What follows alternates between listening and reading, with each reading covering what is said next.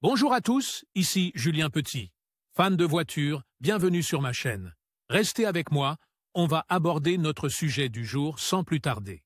Updated, 21 octobre 2023, 17h07 p.m. EDT Published, 15 décembre 2022, 15h41 p.m. et il ne faut pas grand-chose pour enfreindre l'une des nombreuses réglementations fédérales régissant l'industrie automobile. Quelque chose d'aussi anodin que trop de lumière peut amener un constructeur automobile à émettre un rappel majeur, et c'est exactement ce que GM vient de faire. General Motors a rappelé environ 740 000 véhicules. Cette liste couvre une grande partie de l'empire GM, y compris les berlines, les camions et les SUV. Quels sont les modèles concernés par ce rappel?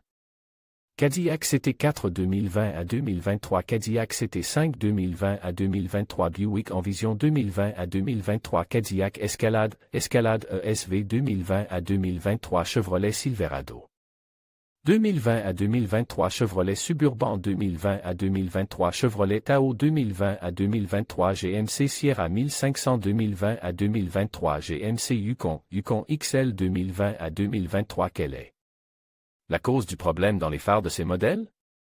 Le problème provient d'un logiciel dans le module de contrôle de la carrosserie.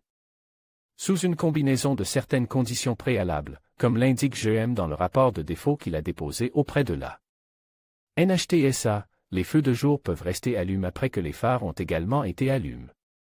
Si cela se produit, il peut en résulter un éblouissement excessif susceptible d'augmenter le risque de collision et d'enfreindre la norme 108 de la Federal Motor Vehicle Safety Standard, qui réglementait les lampes et les dispositifs réfléchissants.